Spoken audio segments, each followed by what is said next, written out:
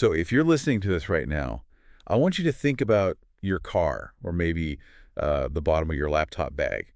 You probably have what is essentially a networking graveyard in there. Oh, 100%, like rattling around in the cup holder with some spare change. Yes, exactly. It's where standard glossy business cards they just go to die. Okay. We all know the ritual, right? You're standing in line at a local coffee shop or at some, community event. Right. Someone hands you this piece of heavy stock paper with a logo and a job title, and the interaction just immediately evaporates from your mind. Yeah, it really does. Yeah. And I mean, the human brain simply discards that information because a piece of cardstock doesn't provide any emotional or psychological anchor. Huh, that makes sense. Right. Our memories aren't filing cabinets for raw data points. They're contextual webs.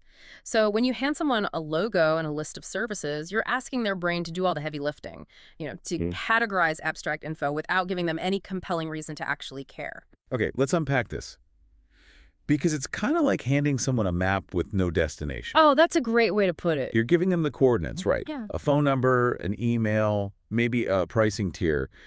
But you're offering absolutely zero motivation to actually take the journey. Exactly. But then you contrast that with a time you heard a genuine, maybe slightly messy story from a local business owner. They tell you about the disaster they barely survived in month one or why they left a secure corporate job. And you remember that for years. For years. And that stark contrast between the forgettable logo and the unforgettable human narrative, that's the whole foundation of our deep dive today. Right. We are exploring the philosophy behind the Voices of the Chamber project and its member spotlight workshop, which was created by Vicki Conley of Laptop Life. Which means we are totally bypassing all the standard advice about elevator pitches and sales funnels. Oh, yeah. Completely throwing that out. Yeah.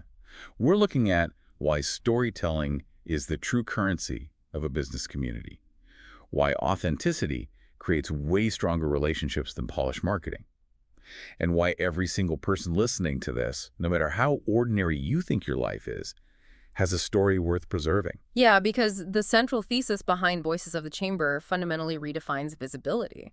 I mean, conventional wisdom says businesses drive the economy, which, sure, literally that's true. Right. But people create the community. If you look at how people usually network, the instinct is always to push the entity. We lead with the mission statement, right? The bullet points. Yes, the deliverables. Right. But the problem is a business entity doesn't have a soul. It doesn't have a sense of humor. It hasn't overcome struggles. It's just a corporate shell. Exactly. It doesn't possess character. Which totally explains that physiological reaction we all get when someone starts reciting a mission statement. Like, your eyes just glaze over. Yeah, the critical filter in your brain just shoots right up.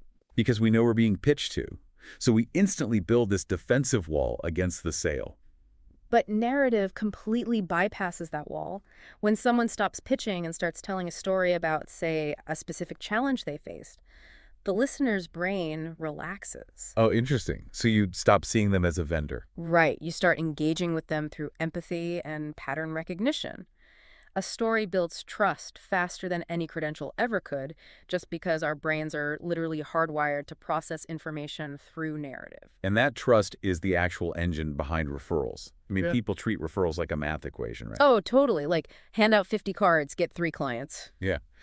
But referrals don't happen because of logos or proximity. They happen because of relationships.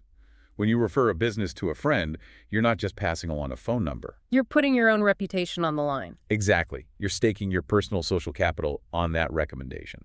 And if that business treats your friend poorly, you take the reputational hit. No one risks their social capital just because a company has a clean, modern website. Right. They risk it because they trust the character of the person running it. Yes. And that character is only ever revealed through the stories they share. That's the critical distinction the source material makes about true visibility. Visibility isn't about being loud or saturating a market with ads. It's about being authentically known. Which really clarifies why Voices of the Chamber operates the way it does. The material is very explicit that this project is not a business directory. Not at all. It's not some advertising publication meant to just sit in a dentist waiting room filled with sales pitches. It's a storytelling platform because the true history of any chamber lives in the human beings behind those storefronts. It flips the whole traditional branding hierarchy upside down. Corporate culture trains us to hide behind the brand, assuming the logo gives us authority. Right, like the brand is the shield. But this philosophy argues that the human being grants the brand its authority. Okay, let me challenge the practical application of this for a second, Yep. because I know exactly what some of our listeners in very functional, transactional industries are thinking right now. Oh, I bet. Lay it on me. If I am standing in 2 inches of water because a pipe just burst in my ceiling, I honestly do not care about my plumber's childhood dreams. Fair enough. Like, I do not care about their journey of self-discovery. Uh-huh. I just want to know, can you fix the pipe and how much is it going to cost? Yeah. So doesn't this heavy focus on storytelling just sort of fluff up what is basically a transactional relationship? It definitely sounds like fluff until you look at how humans actually evaluate risk. Especially in high-stress situations like a flooded house, you don't actually just want a pipe fixed. I mean, I kind of do. But you want it fixed by someone who isn't going to overcharge you, right? Someone who won't cut corners inside your walls and who will actually show up when they say they will. Well, yeah. Okay, true. You're looking for reliability and integrity, and you cannot prove reliability by just saying, I am reliable. Right, because literally every truck in the city has reliable and honest painted on the side. Exactly. But if that plumber shares a brief story on their website or at a networking event about a time they left their own family's Thanksgiving dinner to restore heat for a young family in a winter storm, Oh, wow. Yeah. they've provided narrative proof of their reliability. They haven't fluffed up the transaction. They have de-risked it for the consumer. The story provides the evidence for the exact trait you desperately need in that moment. That makes so much sense. And it really dismantles the biggest hesitation people have about sharing their background. Because so many people, everyday employees, accountants, local volunteers, they assume their experiences are just too ordinary. They totally suffer from this blockbuster expectation. Yeah, this idea that unless you have some rags to riches Shark Tank level origin story with millions in venture capital, no one is going to care. Why would anyone care about my ordinary job? And that hesitation is a massive misunderstanding of what actually resonates with people. Communities aren't held together by eccentric billionaires or corporate acquisitions. Right, it's the daily stuff. Yes, the microscopic interactions of owners, employees, board members, neighbors. Those small, seemingly ordinary stories consistently carry the greatest emotional weight. The source material has some beautiful examples of this, actually. What? It points out that every business has a beginning and every volunteer has a purpose. Like, you look at the local florists. Oh, the florist example is great. Yeah, they aren't just cutting stems. The real story might be how they meticulously remembered the favorite flowers of someone who passed away, and that provided this profound comfort to a grieving family. Or the insurance agent, right. They don't just sell policies. Right. Maybe they do it because they watched their own grandparents lose a home to a fire without proper coverage, and they swore they would never let that happen to another family in their town. Those examples show the transition from being a commodity to being a person. If you only communicate what services you offer, what your hours are, you can be replaced by anyone else who offers the exact same what for a slightly lower price. Yep, it's just a race to the bottom on Christ. But when you communicate the why, the driving motivation behind your work, you create an emotional tether. A competitor can undercut your pricing, but they cannot replicate your why. And scaling that concept up from a single individual to an entire town introduces this concept from the vision guide called the ripple effect. The ripple effect is so crucial here. Yeah, it maps out the macro impact of these micro interactions. A community's strength doesn't just happen overnight. It begins with one person willing to step out from behind their corporate armor and share a genuine vulnerability. And that single authentic conversation gives the person across the table subconscious permission to drop their own armor too. Right. It's like authenticity is highly contagious. It really is.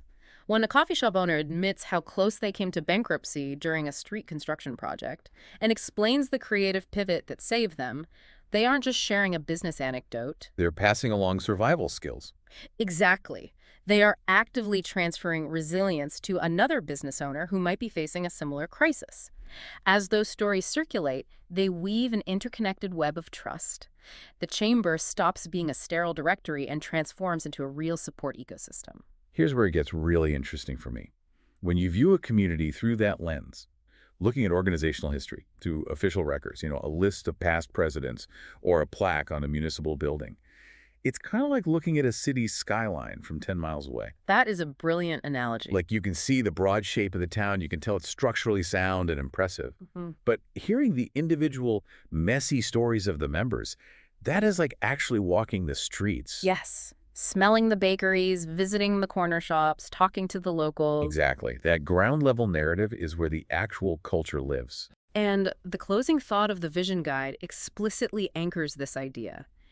It states that communities are never ultimately remembered because of their zoning laws or their buildings. No one remembers a zoning law. Right. They are remembered entirely because of the human beings who lived, worked, served, mentored, and volunteered there. Which really frames the Voices of the Chamber project, and specifically initiatives like their Windsor Chamber Founders Edition, in a completely different light. It's not just a book. It's a Yeah. community history project. It functions as a time capsule. It captures institutional memory before it permanently vanishes. And the urgency of that preservation is huge. I mean, think about the sheer volume of lived wisdom walking around a local business district on any given Tuesday. Oh, it's staggering. When a 40-year business owner finally decides to retire or a family shop closes its doors, the physical space is just occupied by someone else eventually. Yeah, someone new moves in. But the institutional memory, the localized knowledge of how to survive a recession in that specific town, or how to handle local supply chain issues, that vanishes overnight if it hasn't been documented. Because future generations of entrepreneurs, they don't learn how to navigate failure by reading an old profit and loss statement. Never. They learn it by studying the specific turning points and challenges overcome by the people who walked the exact same sidewalks before them. So we've thoroughly mapped out the profound value of these narratives. We know storytelling bypasses the critical filter, generates trust, and preserves legacy. But, and this is a big, but if you're listening to this and nodding along, you might also be feeling a creeping sense of dread. Oh, the dread is very real. Right, because the logic is sound, but the execution feels paralyzing. You might be thinking, I understand my story matters, but I'm an accountant, not a novelist. Staring at a blinking cursor on a blank screen is terrifying. Writing about yourself is notoriously difficult, even for professional writers. Oh, I hate doing it. Right. The friction between having a brilliant lived experience and capturing that experience on a page is immense. People naturally stiffen up. They try to adopt this persona they think sounds authoritative, and they strip away the very authenticity that makes the story compelling in the first place. And that specific friction is exactly what Vicki Conley's Member Spotlight Workshop philosophy dismantles. I was genuinely struck by how shockingly low the barrier to entry is for this process. It is so refreshing. I love that she tells people they can step away from their keyboards entirely. If you want, you can literally just take a physical piece of paper, scribble your answers down with a pen, snap a photo of it with your phone, and email it in. Yes. It's designed to completely eliminate the intimidation of the blank page. You do not have to be Hemingway. No, and the brilliance of that approach is that it recognizes storytelling as an extraction process rather than a creation process. Oh, I like that. Extraction. Yeah, the workshop is not a masterclass in creative writing. It's not trying to teach you how to construct a 3-act narrative arc. The story already exists, fully formed, right there in your memory. So it's just about getting it out. Exactly. The methodology through Laptop Life simply provides the right conversational keys to unlock those memories without triggering performance anxiety. Walk me through what that extraction actually looks like in practice. Let's go back to that hypothetical accountant who thinks their daily life of spreadsheets is inherently boring. Sure. How do a few simple prompts extract something meaningful from someone who is thoroughly convinced they have nothing interesting to say? It is entirely about the angle of the question. If you ask an accountant, tell me about your career, they will give you a verbal resume. Yeah, they'll list their degree, their certifications, the year they opened. Super dry. Completely forgettable. But the workshop uses prompts that target emotion and motivation. They ask things like, what is a misconception about your industry that drives you crazy? Oh, that's a good one. Or, who is the specific type of client you absolutely love serving and why? Wow. Okay. Those prompts demand a completely different kind of answer. Precisely. Suddenly, that accountant isn't talking about tax codes. They are scribbling down a memory about a small bakery owner who came into their office in tears because they were about to lose their business over a simple payroll mistake. And the relief on that client's face when the problem was solved. Exactly. In 3 minutes of messy handwriting, that accountant has just articulated a powerful story about protection, empowerment, and saving local dreams. They didn't invent a compelling narrative, they just answered a specific question, honestly. And a crucial instruction given during this process is that you shouldn't try to answer every single prompt provided. Right, do not overcomplicate it. You just listen to the questions until one of them sparks an immediate visceral thought in your brain. The prompt that makes you instantly think of a specific client or a specific hurdle that is your authentic entry point. That's the spark. Yeah, you just dump those thoughts onto the page for a few minutes without editing yourself. Mer. Because the raw, unpolished truth will always resonate way deeper than some sanitized corporate paragraph. And once that raw material is extracted, the project takes over the heavy lifting of shaping those answers into a cohesive professional format for publication. It removes the burden of production from the individual entirely. Which is such a relief. Right. And the source material also notes that while the words are the foundation, incorporating a visual element, like a photo of the person in their element, or even just a logo, completes the human connection. But it doesn't need to be a stiff, stylized studio portrait, right? No, not at all. A natural, honest photo of you, exactly as you would appear when greeting a new client, is vastly superior. Because it continually reinforces the core truth. Yeah. People connect with people.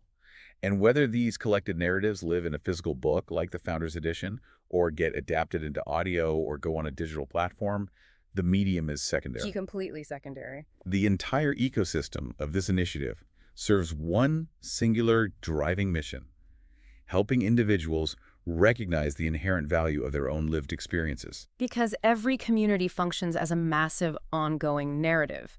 Every business owner who opens their doors, every volunteer who sets up chairs, every employee who goes out of their way for a neighbor, they are all holding a distinct piece of that larger story.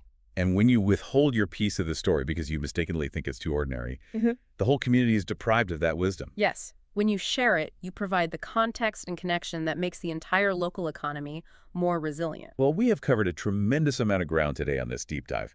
We started by looking at those sterile, easily discarded business cards that do nothing but collect dust. And fail to generate real opportunity. Exactly. We mapped out the psychological reality that polished marketing campaigns just build defensive walls, while genuine storytelling effortlessly bypasses those filters to build immediate trust. We examined how referrals are fundamentally a transfer of social capital, right? And that capital is heavily dependent on the character revealed through those stories. And we totally dismantled the myth of the ordinary life. We proved that the daily experiences of a local plumber or florist or insurance agent provide the exact proof of reliability and empathy that consumers are desperately looking for. We also realized that the true legacy of a town isn't etched into the cornerstones of its buildings. It is carried in the memories of the people who shaped its culture. Which means preserving those voices is not just nostalgia. It's the vital transfer of institutional knowledge to the next generation of leaders. Absolutely. And most importantly, we learned that uncovering your contribution to that legacy doesn't require a degree in literature. No Hemingway needed. Just the willingness to answer a single, thoughtful question honestly, without the pressure of perfection. Visibility in your community is not a shouting match. It isn't about outspending competitors on ads. Or having the most aggressive elevator pitch. Right. It's simply about allowing yourself to be known, truly known, for the underlying motivations that drive you to do the work you do. Which leaves you, listening right now, with a decision to make about your own legacy and your own business.